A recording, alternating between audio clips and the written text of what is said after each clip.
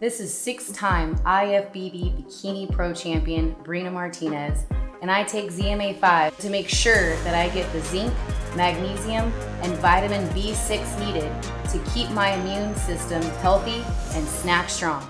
Hey everybody, how's it going? Marcos Villegas here in San Antonio, being joined with the trainer of Jermell Charlo, Mr. Derrick James. And your fighter, man, is fighting for a chance to be great, to really become something that no other fighter can say they have. Very select few, undisputed. What do you make of this opportunity for Jermell, seeing his journey to get here? I think this is part of the process. I think that he's been working for this for a long time. From when we initially started training, he talked about what he wanted to do, and to become undisputed champ was part of that. So this is basically like a dream come true. How is he feeling coming into this fight, just days away from it? He's feeling very good, man. I mean, he's very good. He gave a phenomenal interview. You know, I think that lets you know where he is mentally, where he's thinking about his words, he's thinking about what he's going to do in the workout, in the fight or whatever. And it's looking good for me. I'm really looking forward to this. Is the intensity any different? Is the mentality any different than the previous fights? Or he's coming in knowing that it's just any other fight, or is it just more than any other fight? It's not any other fight because he's never been in a position like this before. But at the same time, he's been in this place 3 times. You could say when he fought Jackson, when he fought Harrison the second time. So a new belt. And then even when it's the 4th time, when he fought the last fight to get those other belts. So I think that the hunger's there, the desire's there, because this is something to be undisputed, man. It's never happened. So he's fighting for history. It's amazing. Has he told you what he feels the fight's going to be like and how he finishes the fight? If it goes 12, if he has a feeling that he'll stop him? Well, I think that we haven't had that conversation because I never like to talk about knockouts. So I think that they happen, but I think that going and looking for a knockout is never generally the best way to go. Just let it happen. Just let it grow. Just let it mature. Just like for him to get into this point in his career, he had to grow into this. This is our 10th fight together, and this is like we had 8 knockouts. So it's like we don't look for them, but the punches that we throw, the things we work on, get them. So I'm just looking for. I want the W. I don't care about the knockout. Really, people want knockouts, and I think it would stamp like. Well, what people want and what your reality may not come to fruition. I think that you should never go into a fight looking for a knockout because it's too hard to get them. I think that you let them flow. Every time he got a knockout was when he let it happen. Never when he came out and tried to kill a guy. It's all about letting him just go into the flow because that guy's on high alert, first of all. You got to take him off high alert, get him more comfortable, get him more relaxed, and then get the knockout, if that be the case. Looking at Brian Castano, he's a pressure guy. He likes to come forward, but he throws a little wide. He's open there for counter shots. I would imagine you doing your homework, you see all this, and I would think you see that this style matchup is a really good one for Jermell to play shots on him and maybe take him out. What I do is that I don't look at what he did bad. I look at what he does great.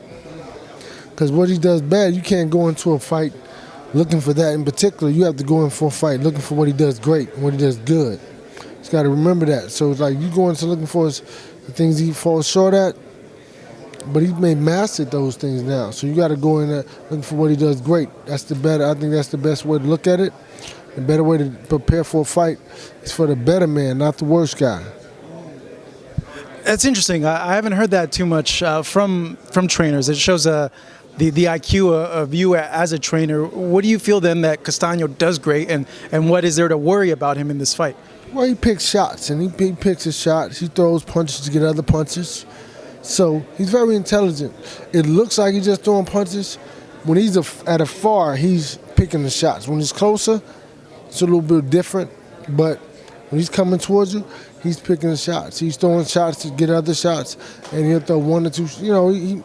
He throws shots to get you to do things, to throw another shot. So I look at what he does great, never what he does bad. Not the wide shots, none of that stuff, because those are the things that everybody can see, and everybody's going off of.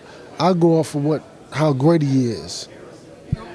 that being said, you got to imagine then Brian wants the fight at close distance because Jermell has a lot of advantages, height, reach. He can't be at the end of Jermell's punches. Right.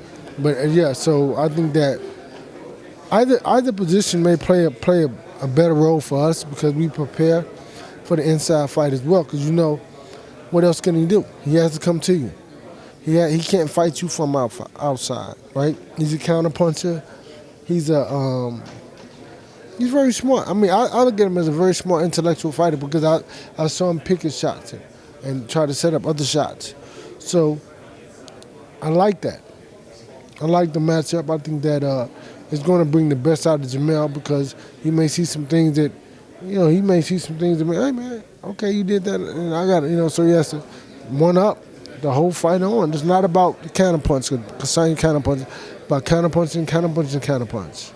Derrick, what would it mean for you to have trained, brought up, and now at a chance to have a fighter that becomes undisputed? Like, this is a big moment for Mel, but I would imagine for you as a trainer to have an undisputed champion under your tutelage is a big deal also. Well, I think it's amazing, man. I think that me being a kid from where I'm from growing up in the Boys and Girls Club to really supposed to be dying at birth to being here now, doing what I'm doing, is hey man, you can't imagine. You can't even put it into words because you're living out